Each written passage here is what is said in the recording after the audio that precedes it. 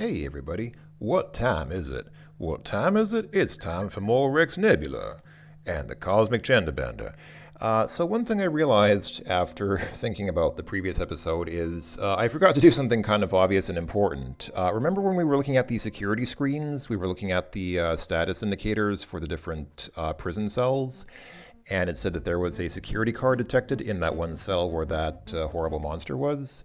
Well, that was an obvious hint that you're supposed to pick up the security card from there, and I forgot to do so. So before we do anything else, let's go ahead and go back there and pick up the security card that I forgot to pick up. So this was our cell.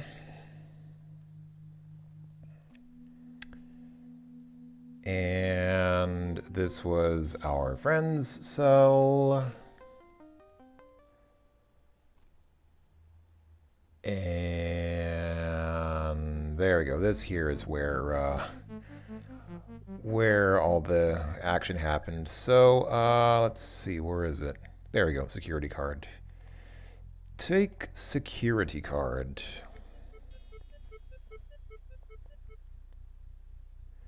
You cringe as you fish the card out of the gooey mound of bloody monster flesh. The woman on the card has a cold stare. You take comfort in the fact that she's monster food now. The security card has a small picnic strip on it.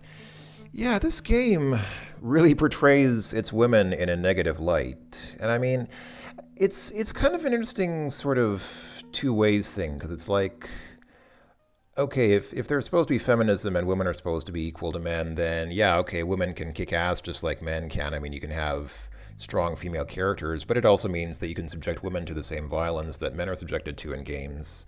Yeah, security card. Deface is the only option. What happens if we deface the card? Don't do that. You might need the security card to get past some door through some important checkpoint. Okay. Once again, the game doesn't let you do something because it thinks that you shouldn't. Yeah, this game was made in a different time. Somebody did observe, I think, in the previous episode that, yeah, you know, this game is, it's from a different time. You know, the 90s were not as politically correct. It would be difficult, I think, to make a game like this today, because even if we're supposed to be living in a world where the genders are more equal, there are still certain things that you can do and not do. Anyway, okay, so this is where I finished off the previous video. Let's see, what's through this door? This door looks extremely solid. It must be locked from the inside. You don't see any mechanism for unlocking it from out here. Okay. Uh-oh. Uh-oh. Oh. Oh. Well, I died. I'm going to guess.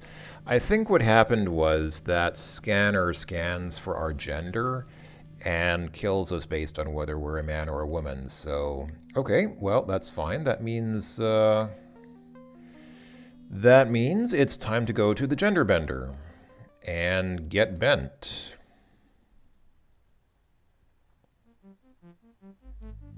Yeah, the specific comment was actually about the fact that Rex's hair gets longer when he gender changes, and long hair is not something based on biological sex. I mean, men and women can both have short and long hair, which is true, of course, but I mean, you know, this is not meant to be a scientifically accurate simulation of sex reassignment surgery. It's a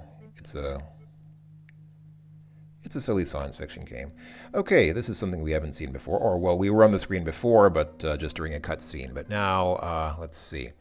There is a guard here who has not had a fun day. Her rifle has been broken in half, her legs look broken, and worst of all, her hair is messed up. Yeah, see, it's supposed to be a joke. Let's just understand it's meant to be a joke.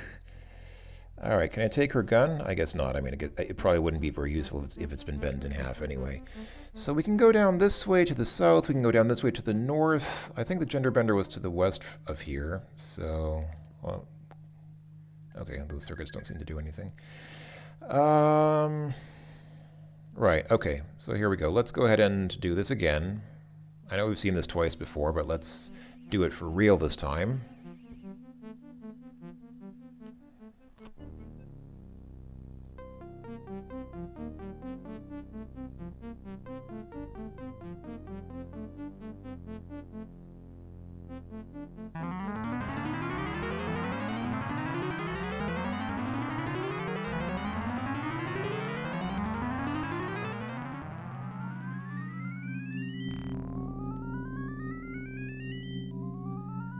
It's gone.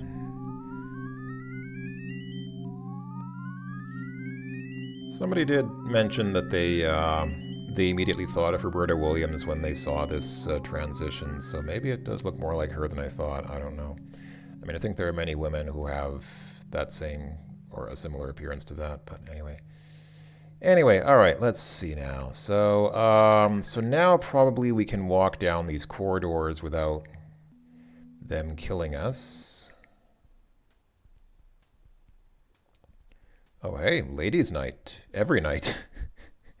I guess that makes sense since there are only ladies here. Okay, so now we have another scanner here, so if I walk through it. Yeah, okay, so it is actually checking our gender. Okay. All right, let's check out the bar. We've got a bar right here. It's ladies' night every night, so since we're a lady now, let's go in. All right, it's Wanda's Bar. The sign proudly displays the name of this establishment. It seems to require some maintenance, as the last letter can't decide if it should remain lit or not. Okay, seems like a fairly common trope in bar signs like this, where one letter or a couple of letters are flickering. This woman appears to be shaking her posterior region a bit, although it's probably, I don't know if that's intentional or if that's just how the animation makes it look, but she appears to be enjoying herself, watching everyone else in the bar. She refuses to meet your gaze, but instead seems focused on the bartender. Okay, the bartender...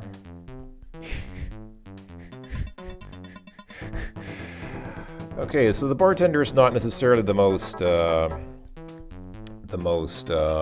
photogenic woman in the world. Basically the stuff of a windmill and an old Dutch painting. She spends a great deal of time polishing the bar and pouring shots for that tired-looking woman on the first stool. Okay, and the tired-looking woman... Oh, she's a repair woman.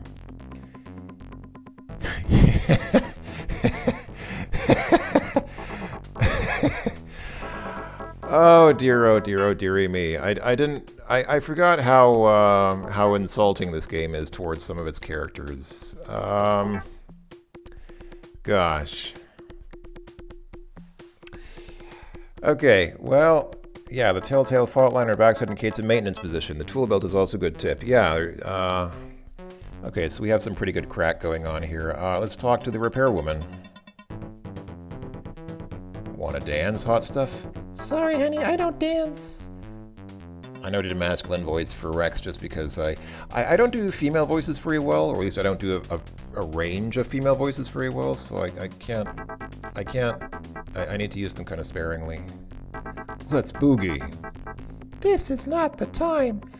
All right. What about this woman here in the chair? Is she in the chair or on the chair? I mean, okay. She's obviously waiting for someone else. Well, I'm whom you've been waiting for. Let's go ahead and talk to her. Hi, my name's Rex. Rex, huh?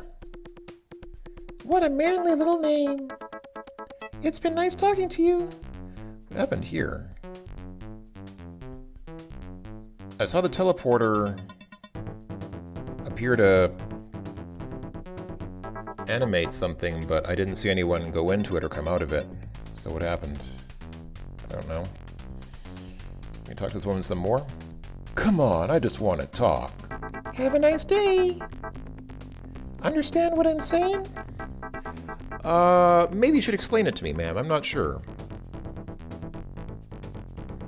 Okay, fair enough. Oh, the person who teleported in turned into a bunch of...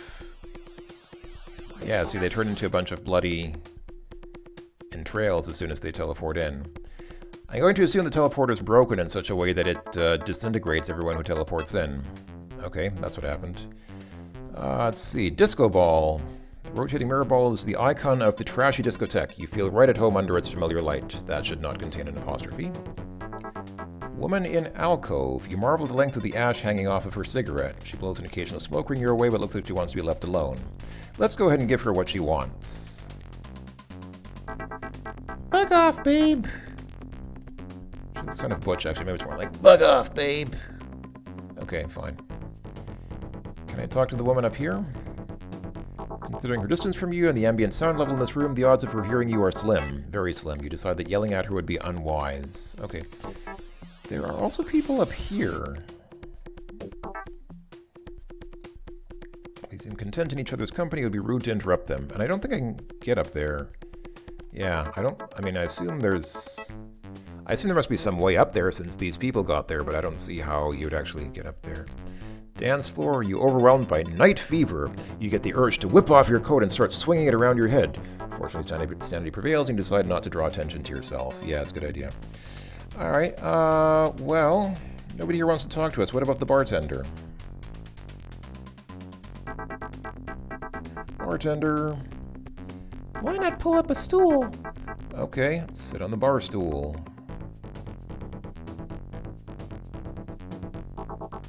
What a pain. I hate these screwy machines. Soon as you fix them, they break again. Thanks for fixing mine, Helga. Oh dear, what happened? It may need a little more work. I got a whole list of broken teleporters that need to get fixed. First, what was with those arrows?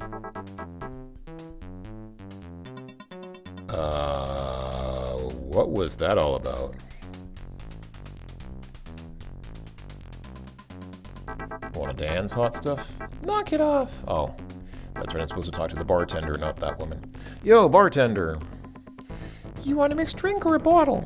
I'll have a mixed drink. What'll it be?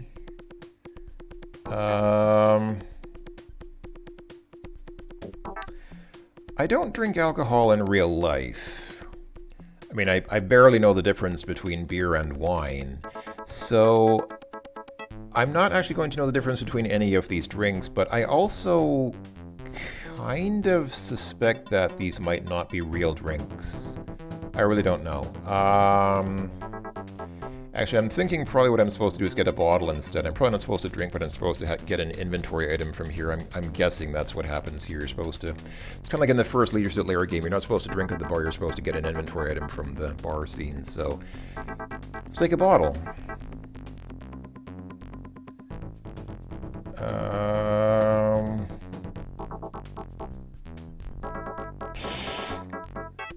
I don't know what any of these things are. And I'm pretty sure they're not real things anyway, so I guess I'm supposed to.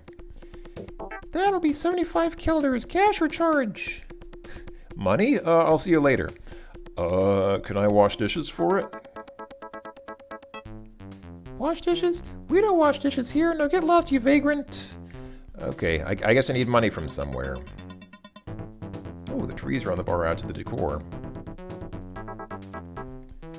Alright, and I'm gonna guess that if I try to use this teleporter...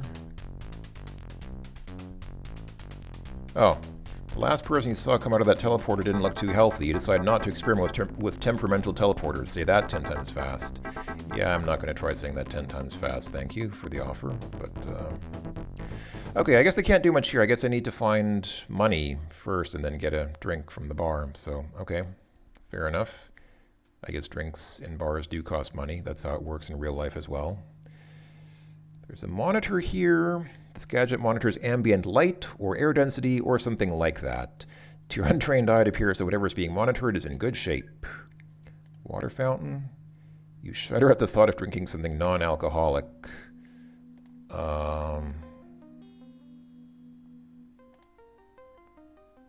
Cannonballs. They add to the distinctly military feeling of this corridor. They look ceremonial, but you still would not want to meet one traveling 1,000 feet per second. That is true. Can I take the cannonballs? Looking for a workout, the thought of carrying around several heavy metallic weights violates your religious hatred for exercise. Okay. There's a basketball hoop up here. Do people play basketball with these cannonballs? Obviously, the quarter serves some purpose other than transportation. The backboard looks well used. Oh, and this light was installed to aid in refereeing games. It lights up whenever someone scores. If you had one of these, it would be continuously dark. That is true. Card slot. This must be okay. This is how we open this large door. You probably need a highly classified mega secret security badge to insert into the slot. Well, it so happens that we have a security card here, so why don't we go ahead and put this into the slot? Hey, it worked. What's this? A coach lamp? What is a coach lamp? Is that a real thing? Hold on.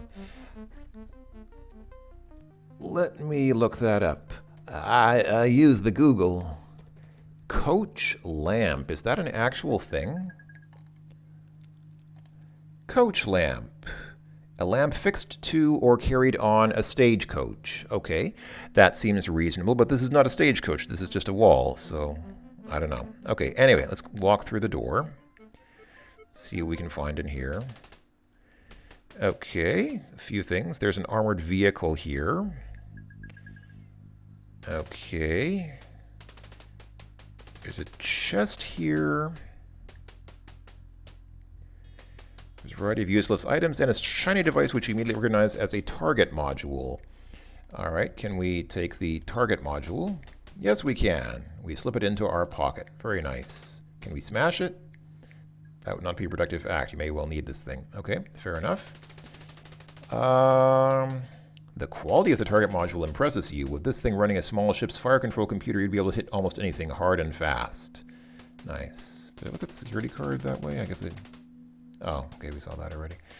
Okay, let's see. Oh, there's a catapult here. This useful contraption has probably been used over the years to toss such things as anvils, one-ton tomatoes, missiles, and shipwrecked alien visitors. That is true. Can we take it? Now that's going a bit far. How do you get it out of here? Can you picture yourself discreetly wheeling a catapult around an underground complex? Forget it. All right, all right. Ammunition. That is some big ammunition. Place is full of ammunition. Perhaps you should be careful of where you step. After all, one wrong move and it's kaboom time. There's a blimp here? The blimp reminds you of someone you woke up next to one morning. You wince at the memory and once again vow never to drink an Antarian kidney twister on an empty stomach. Okay. Oh, hey, there's a grenade with a pin on it. This has been injected with plant fertilizer. Let's take the pin. Why not? You quickly consider pulling the pin on the huge grenade. You imagine how long it would take you to get out of this complex before the arsenal blew the whole place into the stratosphere. Decide to continue breathing for a few more years. Okay, probably a wise decision. They must use this for loading the blimp. It is currently blocked by a large armored vehicle. Can we move the armored vehicle? Let's just pull it. I'm sure that... okay. All right. A powder puff. So the means of bulk application for the baby powder. Like you always wanted one of those. Why is there... Okay, baby powder. This is definitely an armory stocked by the female side of the great gender war. You briefly entertain a chauvinistic thought, but are quickly humbled by the simple fact that they did win the war. Do women always carry baby powder around with them, or at least have baby powder in stock? I'm actually not aware. I was not aware that that was a thing that women did. This card sits beneath the anvil. Okay, that is true. The anvil's numerous scratches and dents in it is probably been used to catch roadrunners in Monument Valley. Oh, boy. Boy, are you ever ambitious. Do you know what a double hernia is? Try taking things that weigh less than you do. All right, all right. A suit of armor. You wonder what good such a thin layer of metal would be against a laser blast. It must be some kind of exercise equipment. You imagine that donning that thing and running around in little circles could be a terrific workout. Would be a terrific workout. Can we take the armor? Do you know how long you would last walking around in that thing? In the first 5 minutes, you would sweat enough to rust all the moving parts. Hey, there's a tomato here. It looks a bit like a tomato, but it's actually much heavier. Looking at the numeral stenciled on the front, you determine that this must be a 1-ton tomato, as opposed to, say, a 5-ton tomato. That is true. 1 ton is different from 5 tons. Try as you might, you just can't lift the thing. It must really weigh a ton. Okay, it's an actual 1 ton tomato. Nice. An inflatable raft, which does not appear to be in good shape. Can we take that? We have no need for an old, beat-up, unreliable inflatable raft. That's probably true. These barrels look like they should contain gunpowder or something similar. Instead, they seem to be full of plastic monkeys. You wonder what possible military purpose these monkeys could serve. Can I get some monkeys? Okay, we need neither the barrels nor the monkeys. Okay. Actually, can I do anything here? Doesn't seem like I can do much here. I mean, I got the target module, but otherwise I don't seem to really be able to do much here. Here we see the good part of the blimp, and then the Y and part of the E. Surprised that they got that far without copyright trouble, but is that really all I can do in this room for now? I guess so. I don't see anything else that I can do here, so. Okay, maybe that's all we needed to do for now. And what about here? What's through this door?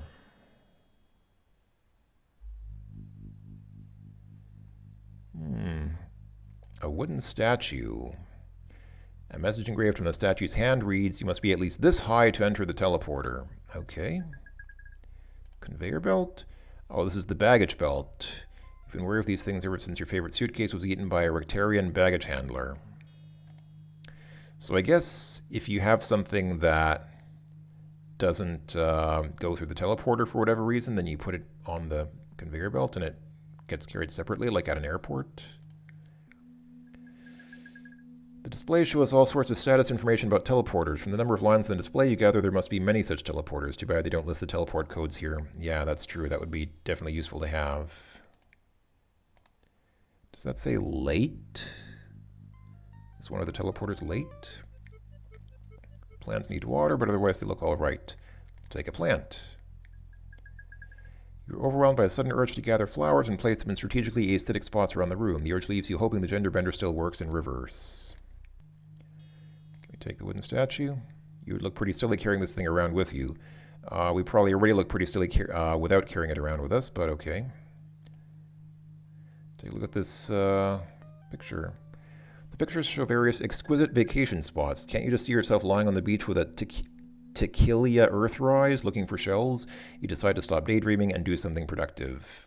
Hey, check it out. It's a reference to Earthrise, Matt Grusin's previous game. Or one of his previous games. Alright, is there nothing I can do here? Doesn't seem like it. I mean, I could use this teleporter, but I don't really... I guess it's good to make a note of the teleportation code, but... So that's 0693. Okay. Probably doesn't hurt just to make note of the fact that that's the code here. It might be useful sometime. All right. We can't go down from here, so let's go this way. What's all this then? Storage? Ouch. Perhaps you should take a closer look at this door. Do it for your nose's sake. Can we use the card in this card reader? Yes, we can. Nice. Okay. All right, what do we have here? A bucket of tar. Punishment someone once said you deserved. It is black and sticky. I wonder who said we deserve to be tarred and feathered. Yeah, no thank you. Hey, it's a... Oh, it's an actual rat. I thought this might be a rubber rat, but it appears to be an actual rat. Let's take the rat. You don't have any place to keep a pet, all right? Barrel. The contents of the barrels here are a mystery to you. Carton. You notice something interesting in one of the cartons. The other cartons don't appear to contain anything of interest to you. Okay. Which carton is interesting? Oh, probably this one. It has charge cases inside. Let's get a charge case. You pick up the charge cases and quickly examine them. They are empty. Okay. Fondle. Okay. Flour. There are 3 flour sacks, one almost empty, the other 2 full. Your baking ability is practically non-existent, so flour doesn't interest you much. All right. I guess we can't... So green sacks lying around that look like they contain textiles of some sort. They could even be dirty laundry. Let's take dirty laundry. Always a useful, no? Okay. This is Kulda? Kulda. Is that a reference to something? And this is a rug. This is a pretty big rug. The rungs here are rolled up and tied for storage. Okay, I guess that's just a typo. There's a fence here. The fence was designed to keep packages in and people out. Right now it appears to be doing its job quite nicely, thank you. You spend several minutes trying to find a way through it, and several more trying to cut it open. Eventually you give up, deciding that you really didn't want to have to search for all those little boxes. And there's a rubber ducky here. You stare intently. Okay, it's just the usual message for when something is not important. Rubber ducky, you're the one. So there are some shelves here which hold many boxes, but I'm guessing they're not important. There are golf clubs here, which also don't appear to be important, and I guess we can't get them from here. You have no need for the golf clubs right now. Do we have need for them later? All right. Let's talk to the rat. Greetings, rat. Okay, that did not yield anything, but I can't say I'm surprised. Okay, all right. Well, I guess that's it. That seems to be all that we can do here for now. What is this? Just trash? Trash smells awful. Same to you, buddy. All right, can we, in case of fire, break glass, then run like hell. It appears someone has already used the extinguisher. Okay. Can we go through this door? Yes, we can. Boy, what happened here? Mishap! Hey, this looks and smells fresh. This must be where that explosion occurred while you were chatting with Doc Slash's intern. Whatever caused this was potent stuff. Are there any other debris? Or blew the floor open, scattered pieces of it around the room. Just trying to see if there's anything here that... A severed cable. Okay. Lab equipment, which we know nothing about. Air purifier. From the smell in here, you presume that the air purifier is not working properly. Toxic waste. You wonder how long this has been sitting here. You remind of the condiments in your refrigerator. All right, experiment. Experiment. I like experiments. Okay, underneath each of the glass domes is a brain pickled in formaldehyde. The labels underneath the domes read citron brain, motron brain, and human brain. The human brain appears to be significantly smaller than the others. The exact nature of the experiment escapes you, but you decide you'd rather not participate in it. I assume they're growing larger brains. PETROX. Harking back to your high school chemistry days, you recall that this compound is a highly volatile oxidizer, or is it an acid? No, wait, it's... Let's take the PETROX. You carefully pick up the flask, and yeah, let's drink it. This is not a good idea. Coffee makes you jumpy. Rocket fuel would be a serious problem. Okay, is this rocket fuel? Okay, that might be useful for something. Oh, hey, here's formaldehyde. Or at least so it says on the label. Can we take it? Yes, we can. You carefully pick up the flask. Let's drink it. You get so many preservatives in your normal junk food diet that you probably won't need to be embalmed. You don't need any of this stuff. All right. Can we mix? No, there's no option to mix the PETROX with the formaldehyde. That's a shame. And here we have lecithin. The label reads lecithin, but you remember little about phosphatides. I don't know much about phosphatides either. Can we drink this? Tastes awful, so you wonder what possessed you to try to drink it. Okay, fair enough. Pipe. Pipes connecting things to the walls. Alcove. This little alcove has an exhaust fan and looks like it was designed for the mixing of volatile chemicals. There's a small kettle inside the alcove. Oh, I see. The kettle is empty, but you reason that it must be a mixing vessel. Okay. Do we put everything in the kettle? Let's do it. Put the PETROX in the kettle. Ooh. Do we use a drop, a dollop, a splash, or a dash? I'm going to guess that we find out this information from somewhere else. We find out probably from somewhere else what quantities we should use.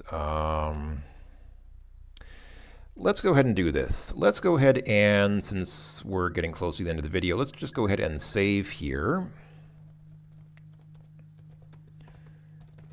Got chemicals. And let's just see what happens if we just randomly choose different quantities. Let's go ahead and put in some PETROX. Let's put a splash of PETROX. And for the formaldehyde, let's do just a drop, just a little bit of formaldehyde to preserve things.